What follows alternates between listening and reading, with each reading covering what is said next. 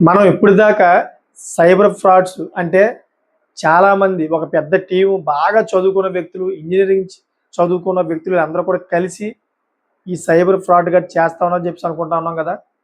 కానీ ఇప్పుడు ఒక పెద్ద సంచలనమైన ఒక వెలుగు చూసింది. దాంట్లో ఒక చిన్న పిల్లవాడు చేసిన సంఘటనలు మన భారతదేశంలో చాలామంది ఇరుక్కుపోయారన్నమాట. ఇన్‌క్లూడ్ మన 2 తెలుగు రాష్ట్రాల్లో కూడా చాలామంది మోసపోయారు. ఆ చిన్న పిల్లవాడి చేతిలో. దగ్గర దగ్గర కొన్ని కోట్లు ఆ వ్యక్తి అయితే ఈ సైబర్ మోసాలు చేస్తూ సంపాదించాడు. దానికి సంబంధించిన వివరాలన్నీ కూడా పోలీసులు క్షుణ్ణంగా pin to pin, point to point చెప్పారు. ఆ విషయాలన్నీ కూడా మీకు pin to pin, point to point మీకు ఎలా అయితే వాళ్ళు పోలీసులు చెప్పారో అలాగే మీకు చెప్తాను మీకు. మీకు క్లారిటీ వచ్చేస్తది. అంతేకాకుండా ఈ కుర్రవాడు ఏ విధంగా సైబర్ ఫ్రాడ్ చేశాడు, అంతేకాకుండా భవిష్యత్తులో మీరు సైబర్ ఫ్రాడ్స్‌కి మీరు గురవుతే గనక ఏ విధంగా బయటపడాలి అనే విషయాలు ప్రతీది కూడా మీకు క్లియర్ కట్‌గా చెప్తానన్నమాట. ముందుగానే మీరు సైబర్ ఫ్రాడ్‌ని ఏ విధంగా గమనించాలని. ఎందుకంటే చిన్న చిన్న పిల్లలు ఈ విధంగా సైబర్ ఫ్రాడ్ చేస్తూ ఉంటుంటే సగటు మానవుడు డబ్బులు ఏ విధంగా దాచుకోవాలో అనేది గందరగోళంగా ఉంటదన్నమాట. అందుకని చెబుతున్నాను. ప్రతిది కూడా మీరు క్షుణ్ణంగా వినండి. చాలా కీలకమైన అంశాలు ఉన్నాయి దీంట్లో. కొన్ని ట్విస్టులు కూడా ఉన్నాయన్నమాట. అసలు ఏం జరిగిందంటే ఒక కుర్రవాడు దగ్గర దగ్గర ఆ కుర్రవాడికి ఒక 15 సంవత్సరాల నుంచి 16 సంవత్సరాలు మాట. మరి టెక్నాలజీ ఏ విధంగా అతను బాగా జ్ఞానం పొందాడో తెలీదు గానీ ఆ కుర్రవాడి దగ్గర దగ్గరగా 64,00,00,000 డబ్బులు సంపాదించాడు. అదంతా కూడా ఎక్కడిదంటే సైబర్ క్రైమ్‌లో సంపాదించిన డబ్బేనంట. ఇదంతా ఎక్కడ జరిగిందంటే గుజరాత్‌లో ఈ కుర్రవాడు దొరికాడు. ఈ కుర్రవాడు గుజరాత్‌లో దొరకడానికి కూడా ప్రధానమైన కారణం అన్నమాట. ఒక వ్యక్తి ఏదైతే బ్యాంక్‌కి సంబంధించిన ఏపీకే అని చెప్పేసి ఒక లింక్ వచ్చిందన్నమాట. అతని వాట్సాప్‌కి. ఎప్పుడైతే ఆ వాట్సాప్‌కి ఆ లింక్ వచ్చిందో, ఆ లింక్‌ని పాపం ఈ బ్యాంక్ వాళ్ళే పంపించుంటారు నాకు. రీసెంట్‌గా ఈ ట్రాన్సాక్షన్ గట్టా చేయాలి కదా! అని చెప్పేసి ఒకవేళ ఆ బ్యాంక్‌కి సంబంధించిన పనులు గట్టా ఉన్నాయేమో అతనికి. సో, ఆ వ్యక్తి ఏం చేశాడంటే ఆ ఏపీకే యాప్ ఏదైతే ఉందో బ్యాంక్ పేరు చెప్పి, ఆ యాప్‌నైతే డౌన్‌లోడ్ చేసుకున్నాడు.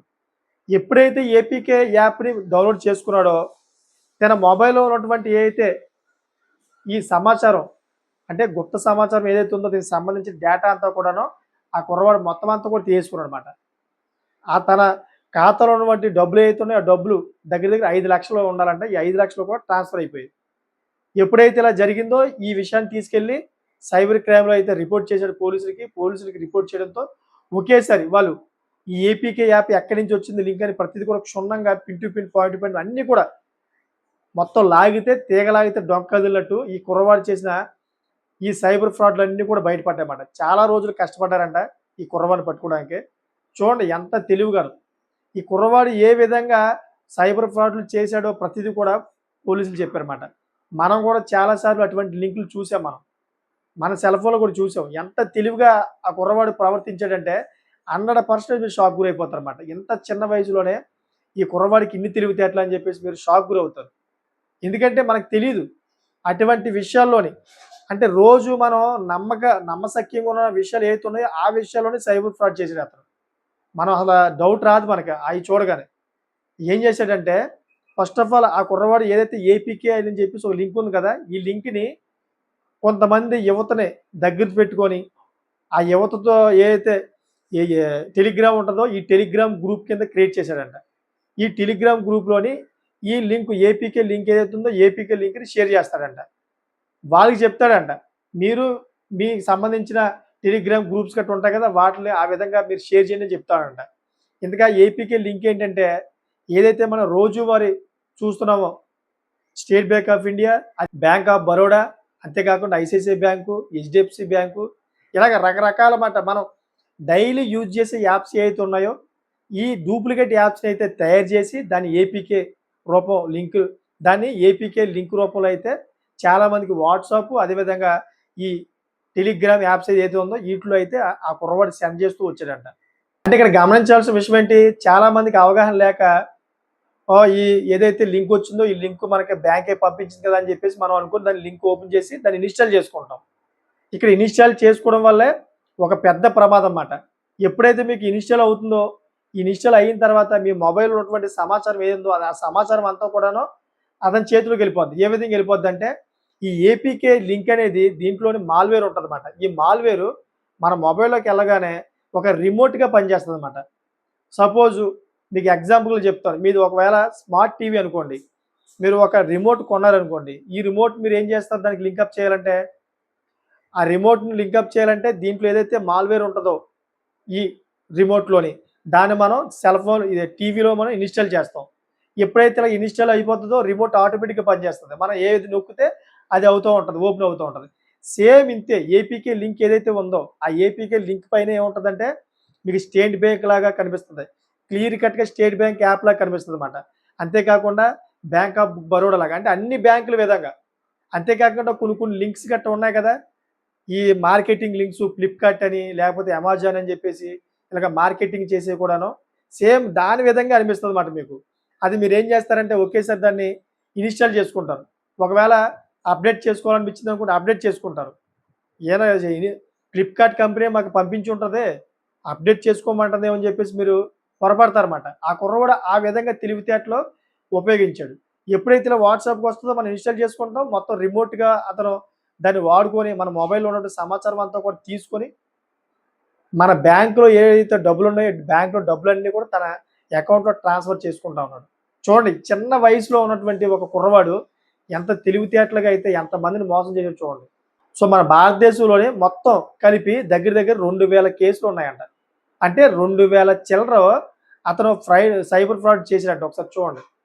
అందుకని చెప్పేసి అతను 64,00,00,000 64,00,00,000 అంటే మామూలు విషయమా చెప్పండి ఒకసారి. ఒక చిన్న వయసు కుర్రవాడు 64,00,00,000 చాలా షార్ట్ టైమ్‌లోని ఈ డిజిటల్ దొంగతనాలు చేస్తూ కూడగట్టాడన్నమాట. చూడండి ఒకసారి. దగ్గర దగ్గరగా ఒక 4,000 మంది బాధితులున్నారంట. ఈ 4,000 మంది బాధితుల నుంచి అయితే డబ్బులు దెబ్బాడంట. అన్ని రంగాల్లో కూడాను. అంటే అన్ని రంగాలంటే బ్యాంక్ రంగాలు, మార్కెటింగ్ రంగాలు ఏవైతే ఉన్నాయో అన్నిట్లో కూడాను. ఏదైతే ఫేక్ లింక్స్ ఉన్నాయో ఏపీకే లింక్స్ ఇయన్నీ కూడా పంపించి, ఈ విధంగా అయితే దొంగతనం చేసుకుంటూ 64,00,00,000 సంపాదించాడు. మళ్ళీ కుర్రవాడు ఏం చేశాడంటే, ఒక టీమ్‌ని కూడా పెట్టుకున్నాడు. ఈ టీమ్‌ని పెట్టుకొని డబ్బుల్ని ఏ విధంగా దాయాలి, ఎవరికీ తెలియకంట. ఎందుకంటే, ఆ డబ్బులు బ్యాంక్ నుంచి వచ్చినప్పుడు వేరే అకౌంట్‌కి ట్రాన్స్‌ఫర్ అయిందనుకోండి, బ్యాంక్ వాళ్ళకి తెలిసిపోద్ది పలానా అకౌంట్‌కి ట్రాన్స్‌ఫర్ అయిందని. ఆ విధంగా దొరకకుండా కూడా చాలా జాగ్రత్త పడ్డాడంట. దాని గురించి అయితే ఒక టీమ్‌ని పెట్టుకున్నాడంట. టీమ్‌ని పెట్టుకొని ఆ డబ్బులన్నీ కూడాను ఏదైతే మనకి ఈ పేటీఎం అని అదే అంతేకాకుండా కొన్ని ఆన్‌లైన్ ఇయున్నాయన్నమాట. ఈ ట్రాన్సాక్షన్‌కి సంబంధించినయి ఉన్నాయన్నమాట. మన ఈ పేటీఎం అదేవిధంగా ఫోన్‌పే ఉన్నాయి కదా! అదే విధంగా కొన్ని ఆన్‌లైన్‌లో కూడా ప్రైవేట్ బ్యాంకింగ్ గట్టా ఉన్నాయి. ఈ ప్రైవేట్ బ్యాంకింగ్ యాప్స్ అన్నీ కూడా డౌన్‌లోడ్ చేసుకొని, ఈ డబ్బులన్నీ కూడా అక్కడ దాచేవాడంట. చూడండి మనకు తెలీదు కదా! అది ఎటు నుంచి ఎటెళ్తుందో కూడా తెలీదు. బ్యాంకు వాళ్ళు కూడా పట్టుకోలేరుమాట. సో, ఈ విధంగా అయితే సైబర్ ఫ్రాడ్ కూడా చేస్తా ఉన్నారు. ఒక చిన్న పిల్లవాడే చేసాడంటే దాన్ని బట్టి అర్థం చేసుకోండి పెద్దవాళ్ళు ఏ విధంగా మోసం చేస్తారు. మన భారతదేశంలో ఇప్పటి వరకు జరుగుతున్నటువంటి సైబర్ నేరగాల్లోని ఈ కుర్రవాడు ఎవడైతే ఉన్నాడో కరుడుగట్టిన నేరగాడంట ఈడు. పోలీసులు చెప్పారన్నమాట. సో, ఇటువంటి వ్యక్తుల నుంచి అయితే తగు జాగ్రత్తగా ఉండండి. ఎందుకంటే చిన్న పిల్లవాడే కదా! ఏం చేయడు కదా! అనుకుంటే గనక శంకెక్కి కూర్చుంటాడు. తర్వాత మీ డబ్బులన్నీ కూడా ఖాళీ అయిపోతాయి. సో, అందుకనే ప్రతి ఒక్కరు కూడా చెబుతా ఉన్నాను.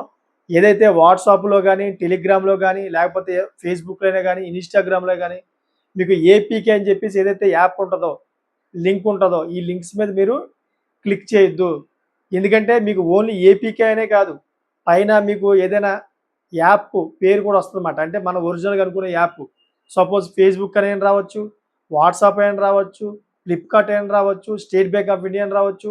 అంటే మనం డైలీ యూజ్ చేసే యాప్స్ ఏవైతే ఉన్నాయో ఆటిల పేరు మీద వస్తాయన్నమాట. ఆటిలి డూప్లికేట్ యాప్ మాట ఇది. ఎప్పుడైతే ఆ యాప్‌ని క్లిక్ చేస్తారో మీరు 100% మోసపోతారన్నమాట. దాన్ని గమనించండి. 100% గమనించండి. గమనించిన పక్షంలోని మీ అకౌంట్‌లో డబ్బులున్న లక్షలన్నీ కూడా దోచుకుంటారు. ఇప్పుడు ఈ కుర్రవాడయ్యాడు. రేపొద్దున వేరే వాళ్ళు కూడా అవుతారు. చాలా మంది ఉన్నారు మన భారతదేశంలో. ఈ విధంగా అయితే మనం మోసం చేసి డబ్బులు దెబ్బేయడానికి రెడీగా ఉన్నారన్నమాట. సో, ప్రతి ఒక్కరు కూడా గమనిస్తారని చెప్పేసే ఈ వీడియో తీసుకొచ్చాను. సో, చూసారు కదా! దీని మీద మీకు ఏమనిపిస్తుందో కామెంట్ చేయండి. అంతేకాకుండా ఇటువంటి లేటెస్ట్ ఇన్ఫర్మేషన్ కోసం ఛానెల్ సబ్స్క్రైబ్ చేసుకోండి. Thank for watching friends.